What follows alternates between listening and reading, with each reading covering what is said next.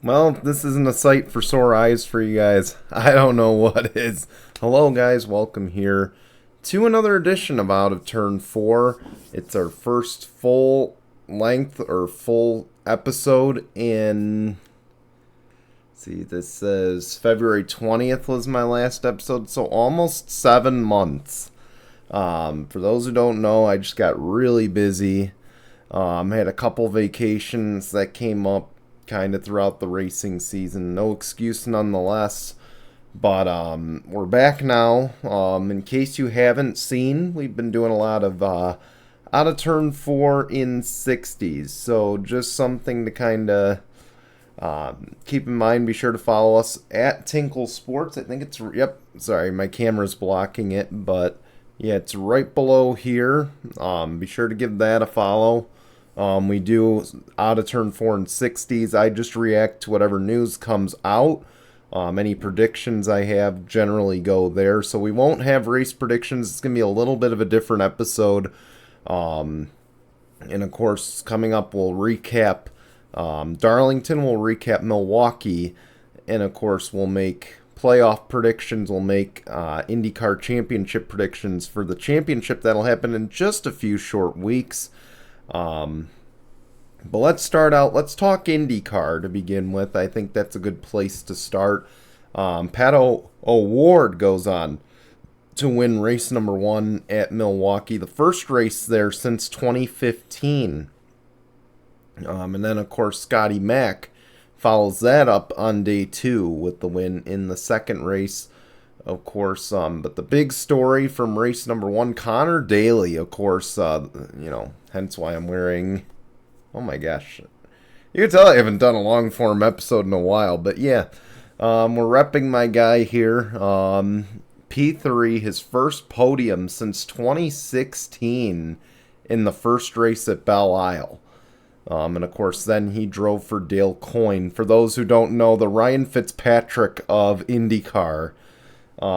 Just delivered magic there after multiple bad luck spells. Just remarkable. Congrats to him. Congrats to Pato. This has been quite a year if you're in the McLaren camp. Quite a year if you're in the McLaren camp. Pato O'Ward's won like 2 or 3 races now. Lando Norris has won 2 races. He's in the title hunt. Oscar Piastri's won a race. And this team and McLaren in Formula 1 right now is in the Constructors' title battle with Red Bull. Okay? Didn't think we'd be saying that this year. And no, that's not why this room is lit orange, by the way. But I do hope you guys like that. This is kind of a new bulb that I got here. To go for Tinkle Sports here. So that's what the orange is for, Tinkle Sports, not for McLaren. But take it as you will, I guess. But no, Pato's just a part of quite a successful McLaren team this year. There was a spell of bad luck for Pato throughout the year. It just makes you wonder, man, if he reversed a couple of those races, this could be a 3 or 4 car battle for the championship. Just unfortunately, the Indy 500 didn't go his way. Joseph Newgarden won his second straight, and then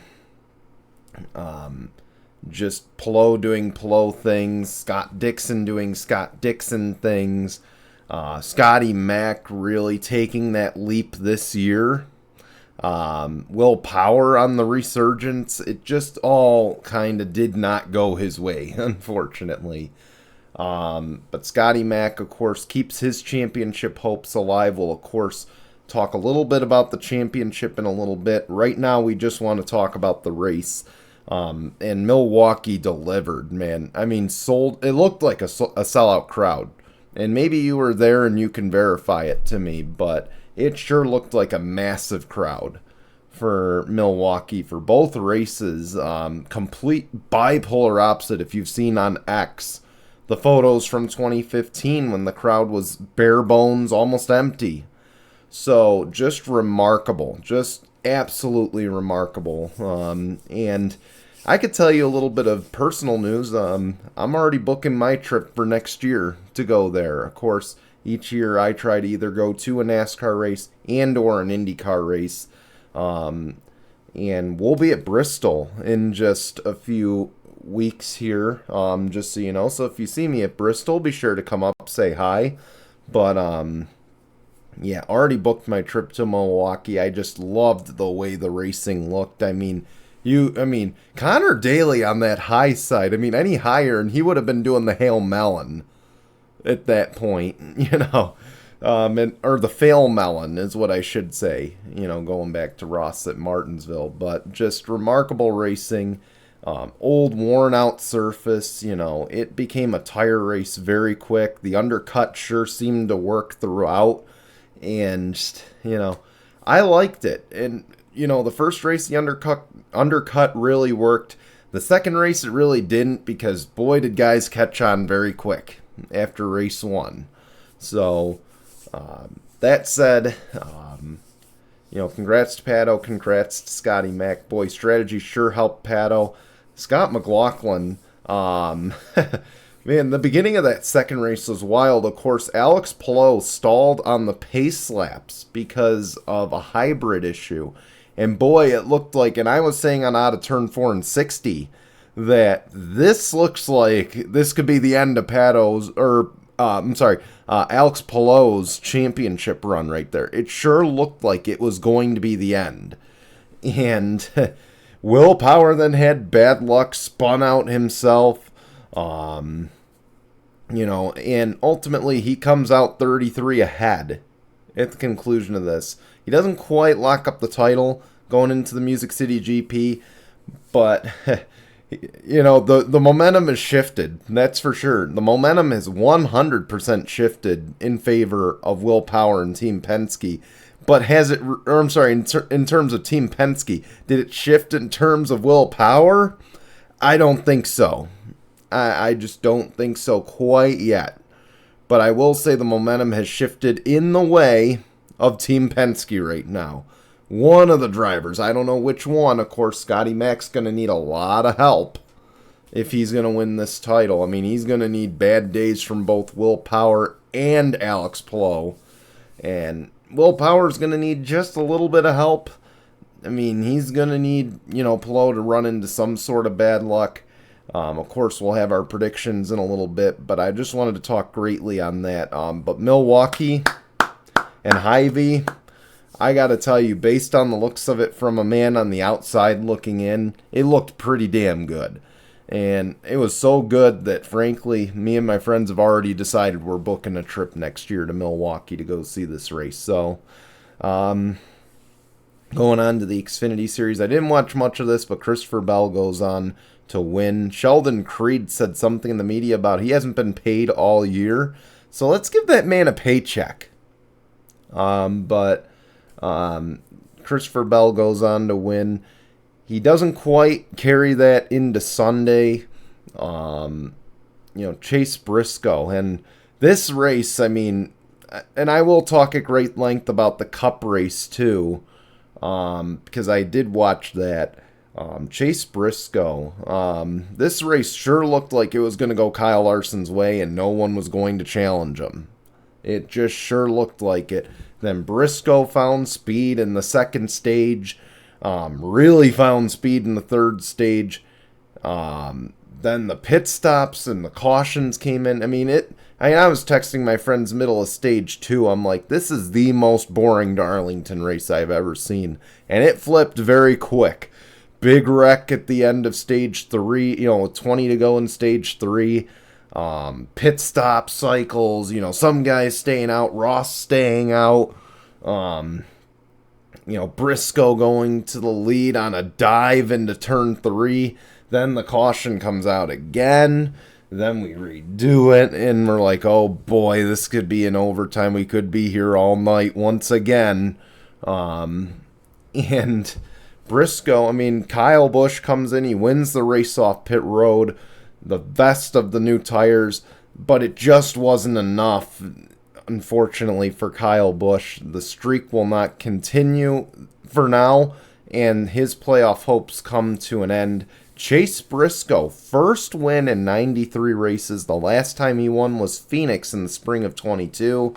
And Briscoe, kind of deja vu going back 4 years, of course, to 2020 when Kyle Busch ran in the Xfinity Series driving the 54 for Joe Gibbs Racing.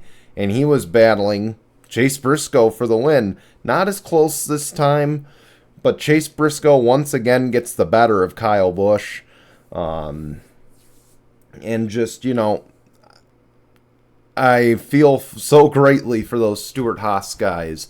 Of course, 332 guys going to be out of a job at the end of the year. We know the Haas factory team is going to be a team next year, but it's only going to be a 1-car cup entry and 2 Xfinity cars.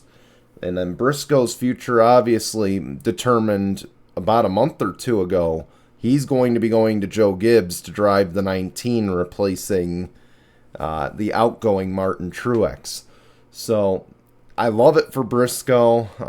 This is just, if there was a comeback driver of the year, Chase Briscoe deserves it. Because, last year I think he was like 31st in the point standings or 29th in the point standings. He really struggled last year. And it wasn't just him, it was everyone but Kevin Harvick in that entire camp that struggled. So I love to see it just for Chase and that team and how much they fought and just all the drama behind the scenes. Of course, with people losing their jobs, the driver drama that's, these rogue articles have been published about, driver, altercations and stuff. Just seemed totally unhinged at Haas for a bit there. But Chase Briscoe's going to put him in the playoffs. He's going to give him a shot to fight for a championship. Stewart-Haas's first win since 2022 as well. And I believe Harvick was the last one to deliver. I didn't quite research that one. But Briscoe gets the win. And, of course, puts himself in the playoffs, eliminates Bubba Wallace, eliminates Chris Buescher.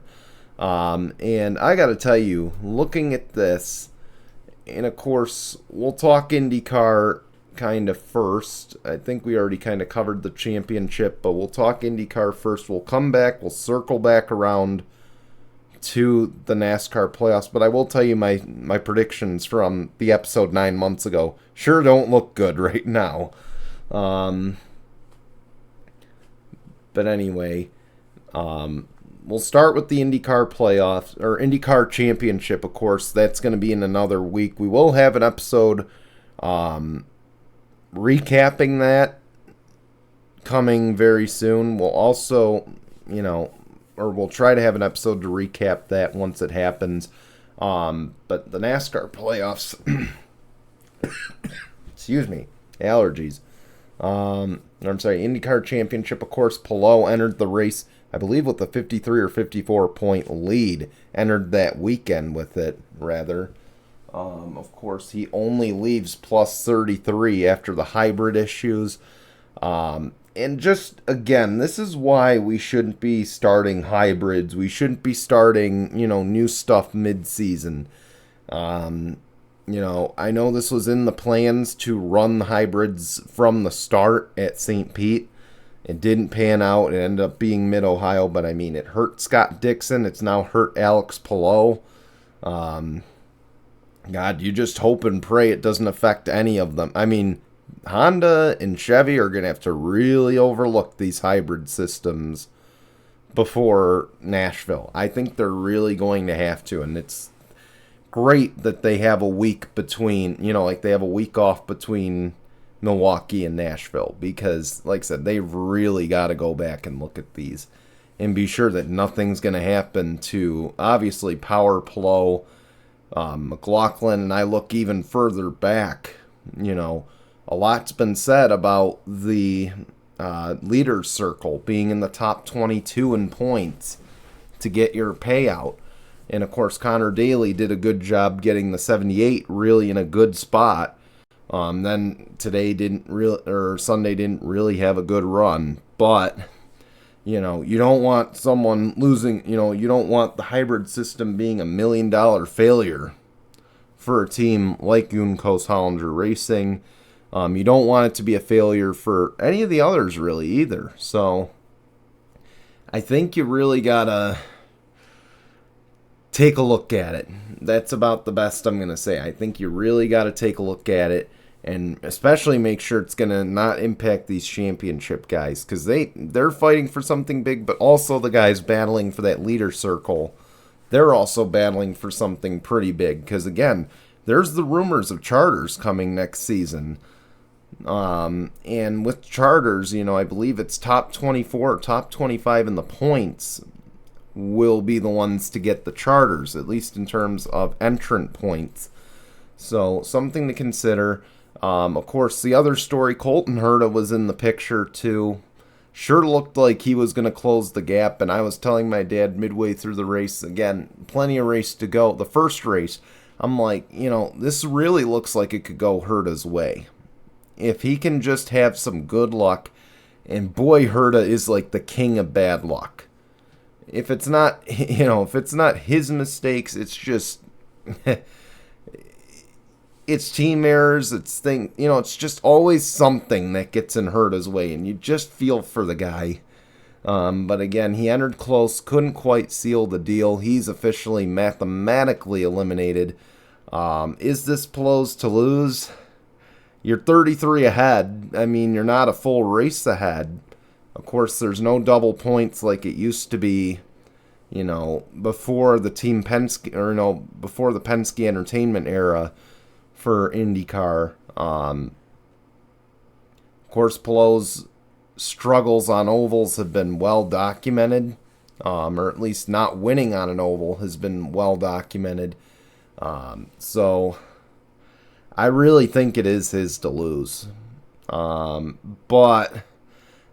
And I'll go back to one of my out of turn 4 and 60 moments that I had talked about. This sure has the feel of a Dario Franchitti versus Will Power championship battle right now.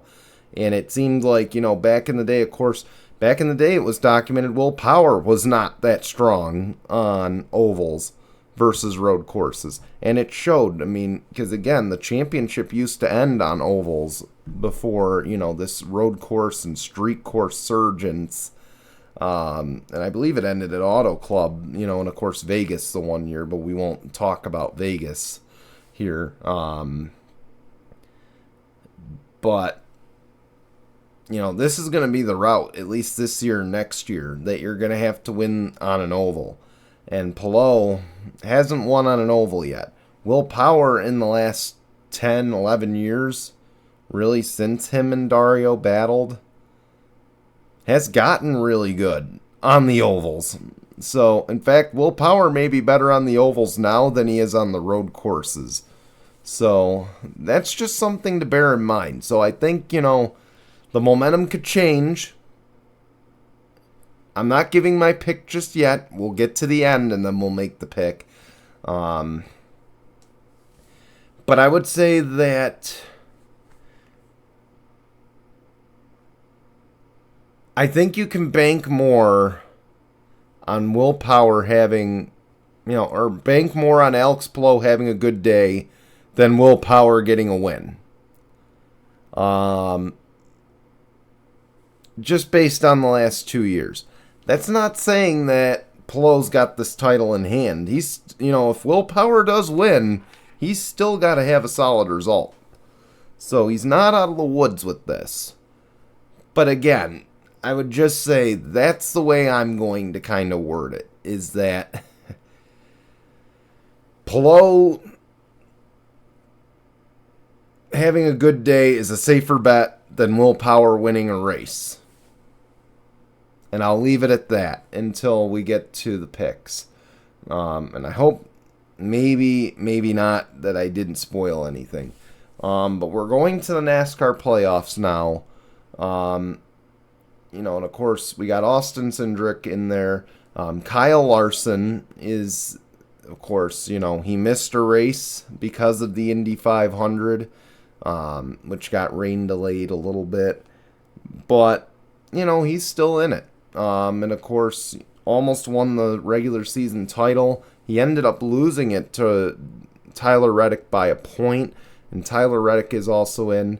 Brad Keselowski ended a long winless streak this year. Denny Hamlin, Ryan Blaney, Chase Briscoe, as mentioned, winning the Southern 500 to get in. Martin Truex points his way in. Christopher Bell wins a couple races to get in. Harrison Burton, this one, I'm going to say it. I'm just going to say it. Congrats to him. Very happy for him. You know, the win by far saves his career. Of course, Josh Berry is going to be taking over that 21. And of course, congrats to the Wood brothers on 100 wins. But can I say that this is my biggest gripe with the system? Not just as a Ross fan, but as a fan of the sport. And just a guy looking out for the integrity of it. Should we really have a guy who's dead last in the points make the playoffs? He's dead last in driver points, and now he's moved up to 14th on the grid or 15th on the grid. One of the two. But that's my only gripe with the system. Is a guy who's 32nd out of 32 full-time drivers shouldn't be in. Just my opinion. Or 33rd, whatever he was. If he was top 25 in the points and got a win, I'm not arguing that he shouldn't be in. It's, eliminating that top 30 rule was really, in my eyes, a bad idea. But who am I to say? But continuing on, of course, Joey Logano, William Byron, they make it in. Alex Bowman makes it in. Ty Gibbs is going to be a part of his first playoff. Or he's going to make his first ever playoff. And then, of course, Daniel Suarez in that 3-wide battle getting the win at Atlanta. I believe second closest finish in series history, if I'm not mistaken. Boy, it's been an exciting Cup season. And then, of course, going to the notables that missed the playoffs. Of course, Kyle Busch, the biggest notable to not make it in. Just a rough year. He's just been on the bad end of every single finish this year. Where in the past, he's occasionally gotten some good luck. So you got to wonder if the turns, like if the tables have turned, sort of, and they said, you know what, we've gotten you lucky a couple times. We're not giving you the luck this time. Maybe just the racing gods saying that. I don't know. Racing gods giveth and taketh away, I guess. Ross Chastain, another kind of shocker, but not really. I mean, Trackhouse outside of Atlanta, it's been a rough go for them. They just haven't had the year that I would expect them to have. And besides, the Suarez win, Chris Buescher, the other one, big surprise. He looked on the upward, on the up and up. He was actually one of my final 4 picks. So, yeah, you could tell that one didn't work out. Larson was also my pick for the regular season title. And, yeah, that one didn't work out either. But, and then, of course, Bubba Wallace. And, boy, it looked like it was going to go Bubba's way. And then Chase Briscoe got the lead. He got involved in a crash. Just bad luck.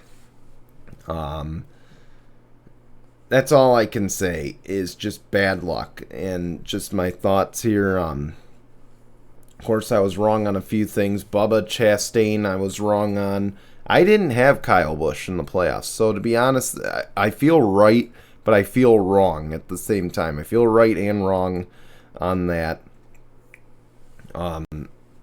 Chris Buescher, I thought, was poised for a career year. It just didn't pan out that way. Darlington, he almost won the Goodyear 400 earlier this year. And then, of course, got into it with Tyler Reddick.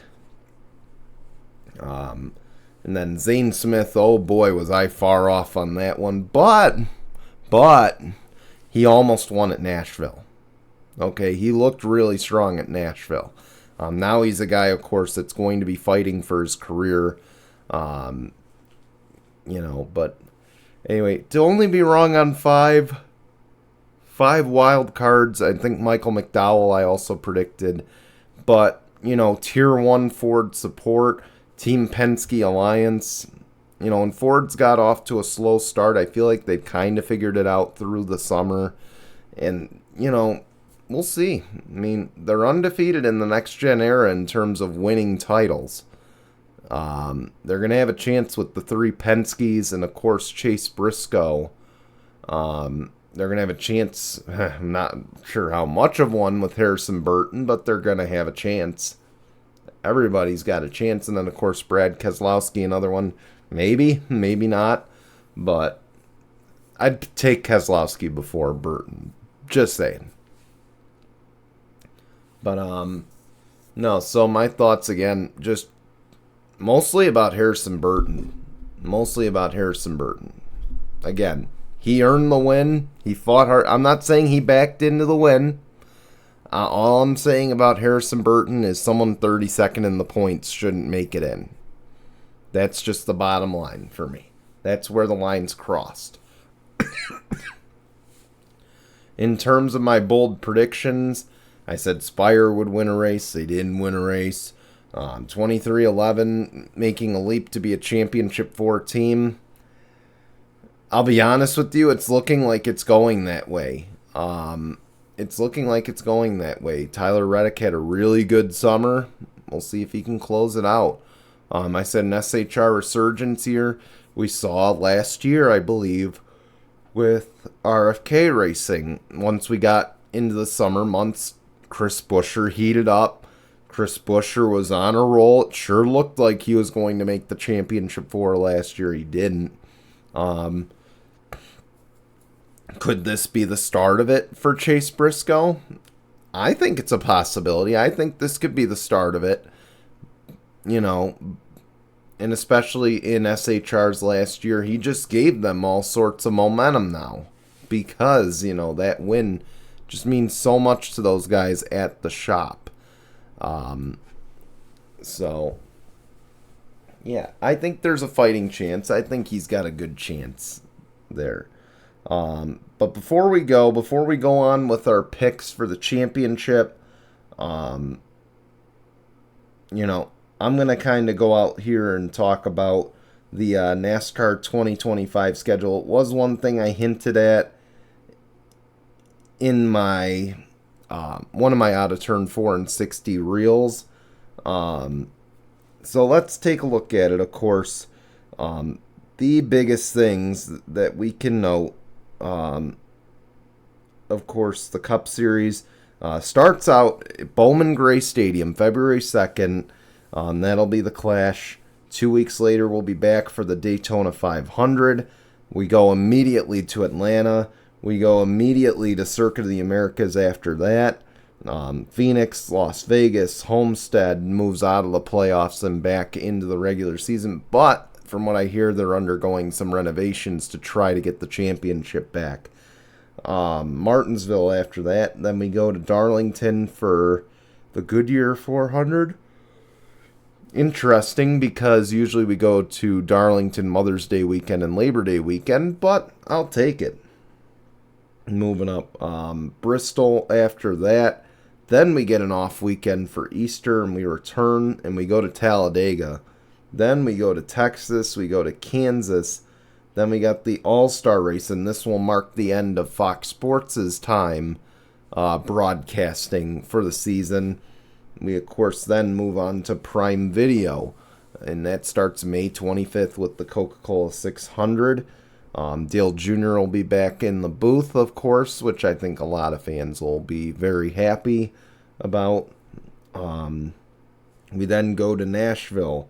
We then go to Michigan, Mexico City. This is the big one. Mexico City has been added to the schedule. And then, of course, we wrap up Prime Video's portion of the schedule with Pocono.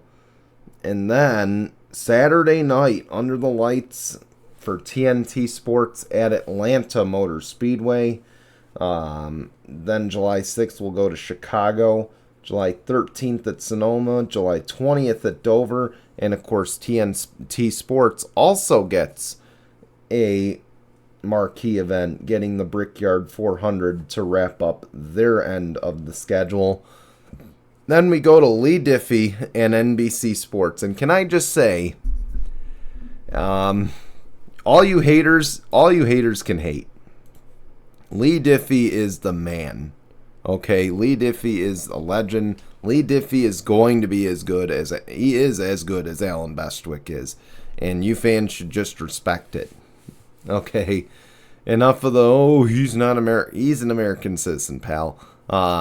And like I said, he's a damn good commentator, a damn good person. I met him at Ohio, very nice guy.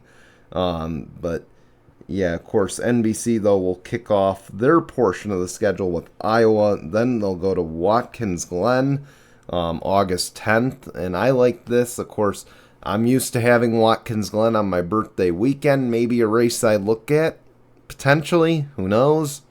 Then, of course, Richmond on Saturday night. I like this. Richmond is a much better night race than a day race.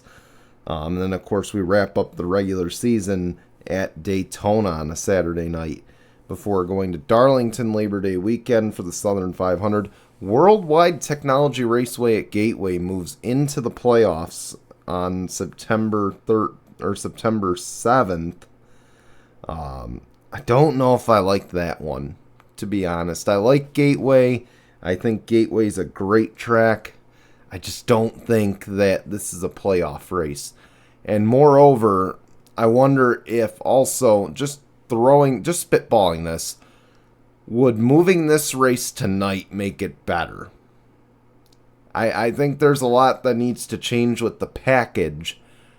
But aside from the package that, the short, like the 1 mile or short track packages are, aside from all that, I just wonder, though, if Gateway would be a better night race. Something to ponder. We know it is for IndyCar, so that's why I throw that question out there. We then, of course, go to the Bristol night race. Again, I'll be at this year's. I won't be at next year's, unfortunately. Then, of course, we kick off the round of 12. Why is New Hampshire back in the playoffs? Can I ask that question without upsetting people? Can I seriously ask that question without upsetting anybody? Because I just don't think that's a good pick. Race 2 in the round of 12 at Kansas. Then we go to the Charlotte Roval to wrap up the round of 12. So calamity after the first 2 races. Oh, man. Whoever makes the championship 4 next year is going to really earn it. Las Vegas, of course, kicks it off. Then we go to Talladega. And this is where I say, oh, man, you're really going to earn it. So Talladega, then Martinsville. And we know how good Martinsville is with the playoff or the championship 4 lead-in. Then, of course, we got the Phoenix Championship. As far as highlights on the Xfinity schedule, of course, Rockingham, April 19th. They'll also be joining the Cup in Mexico, June 14th. Returning to Portland later in the year, this time around, August 30th, they'll be going to Portland. So right around when IndyCar will be there. Or after IndyCar will be there, because IndyCar, of course, ends August 31st. Next year. And then, of course, Xfinity is also going to be returning to Gateway, so I like that one too. And of course, Gateway will be the playoff determining race, even better. All races on the CW as well. Going to the Truck Series, some highlights of that. Of course, Lime Rock is going to be on the schedule. Interesting. June 28th, of course, Lime Rock Park is a first-time addition to a NASCAR schedule, so I like that. Lucas Oil's going to be back. Watkins Glen on my birthday, I really like that one. Just as a bias there. And going up as well, Rockingham again, returning April 18th. Easter weekend will be Rockingham race weekend, and I like this for the trucks in Xfinity, and I just hope and I pray the fans show out. Because I think that's what caused the last race to not happen. So we'll see. Fingers crossed, hope and pray that this Rockingham race works out. Everyone's been like, oh, we need to go back to those kinds of tracks. Of course, North Wilkesboro on there too. The other thing that's going to add some real calamity to this is the Charlotte Roval is on the Truck Series playoffs this time around. Or in the Truck Series playoffs this time around. Of course, the opening race for the round of 8. And the round of 8 for the trucks is going to be even more insane because, again, they got Charlotte Roval, Talladega, Martinsville in there. So, overall, I like the additions to the schedule. I like Mexico City being added in. NASCAR's in a good spot right now where they could expand in North America. I think, expanding in North America is a good start. Mexico's a great start. I would love to see them add Montreal in the near future. Frankly, down the line, maybe a race like in Brazil or something. That would be cool. I know IndyCar's not really happy that NASCAR beat them out to Mexico. Daniel Suarez is pretty popular. Pato O'Ward is very popular. I've heard rumors Pato O'Ward might skip Gateway just to go race in NASCAR in Mexico. I think that's a possibility. I just don't think it's a smart decision for a guy who wants to win a title. I'm sure he won't, but just the fact that he's thinking about it scares me. But again, NASCAR's in a good spot where they can expand internationally. And I do want to talk about that Pato thing before we go on to our championship picks here. Pato has every right to be mad, saying that IndyCar saying he's not a big name. He's in Formula One as a reserve driver too. Keep this in mind. He's McLaren's reserve driver right now. So the fact that he's not well known is BS from Mark Miles. It's straight up just IndyCar playing cheap. IndyCar wanting to keep most of the races in the Midwest, not really grow it that much. And, but on the flip side, I also look at it from this standpoint, that IndyCar right now, the ratings have gone down this year. Just got to point out the facts. The ratings have gone down. The ratings for Milwaukee won't look good, and that's a shame because it was damn good racing.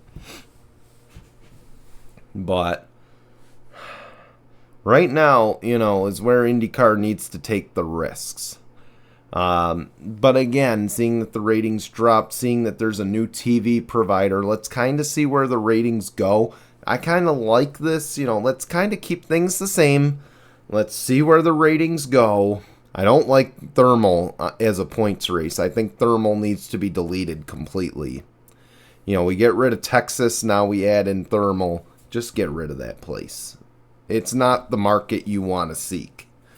But I hope in year 2 with Fox that maybe we'll see some different races for them. But going back to the NASCAR end of things, I like the schedule. I gave it a B+, I think. I always question Watkins Glen getting like a chase race back in the day or a playoff race at some point. I think just August is just a much better date for Watkins Glen, not the playoffs. And, I'm very biased being from New York, being a fan, obviously. Having that flag right behind me, having that right there should tell you my biases. But I just don't think that race is a playoff race. I think in terms of ticket sales, in terms of, general revenue to the area, I think August is the best time. So I'll just leave it at that. Or you'd have to do it later in the fall, and I just don't think you're going to get race fans out. In September's here are a toss-up, right? Because right now, we just had 90s and humid all last week. We're down to like 70s now. Next week we'll be back up probably to 80. So we might still have the summer weather. The leaves will be changing. Of course, Southern Tier changes way quicker, so it'll be nice for maybe casual race fans to go out to the park and see the leaf changes and stuff, or fall foliage. But in terms of the grand scheme of things, I just don't think this race can sell out in September. I hope I'm wrong. I really hope I'm wrong. But I just think that the best chance to sell out is in August. But with that, let's make the championship picks. Cup, I'm staying with my pick of Kyle Larson. I think Tyler Reddick will make the championship 4. I just don't know about Hamlin at this point. I did pick Hamlin earlier in the year. This penalty that he got hit with, I mean, he's not going to have the playoff points. The first 2 rounds really don't play in Denny's favor very much. Maybe, and again, it's not saying he can't win. I'm saying, Atlanta, Watkins Glen, Bristol is really the only track that plays to his favor in terms of, chances of winning. And then the second round, it just really doesn't play. I mean, he'd have to survive to the round of 8, and I just don't know if he can do that. I mean, I think he can, but having less playoff points, having tracks that you're not necessarily as good at, it's going to take a toll. So I'm going to say Reddick gets in over Hamlin, but I do think Ford's going to get in there. I just don't know. Like, I would think Logano or Blaney will sneak their way in. That's the one change I'd make. So I'd say Logano instead of Buescher, and then Reddick instead of Hamlin, just because Reddick had a hot summer and it doesn't look like he's cooling down anytime soon. And then finally for IndyCar, I hope I didn't spoil it earlier. I did pick Alex Palou. Again, he's 33 ahead. You can't really predict a bad day. And again, going back, you can't really predict a bad day for Alex Palou versus Will Power winning a race. And that's not a knock on Will Power. It's just this series is very hard to win in. It could very well be Scotty Mack, and I think Scotty Mack has done way better on the ovals lately. But Scotty Mack needs a lot of help. Will Power needs to win, in my opinion, to win the title. Scotty Mack needs to win, and he needs to hope Palou and Power crash out. And I just don't see that happening. And even if he gets the pole, he only gets a point. It'd be 49 points back. I just don't think that's a realistic thing. I think McLaughlin's chances are so low. They're not impossible, but they're so low that I just don't think I can safely bet on him, obviously. And you especially... as much as you can't bet on Will Power winning versus Palou having a bad day, you can't bet on both those guys crashing out on lap 1 and giving Scotty Mack the title. You just can't. So, just thought I'd throw that out there, that I think that's the reason why I'm going to go Palou. I just can't see him having 2 bad races in a row. But again, anything could happen. But anyway, want to thank you for watching. Sorry we haven't had any long-form episodes in a while, but we will be bringing them back. Not in full, like, every Tuesday at 5 capacity. Not in that capacity. But, of course, we hope you'll keep watching at Tinkle Sports. Follow us on Instagram. Follow us on Facebook. Stay here on the YouTube channel, too, because we do upload the shorts here as well. Out of turn 4 and 60 will keep you covered throughout each round of the playoffs, all the news stories, all that. We'll really try to keep up on everything.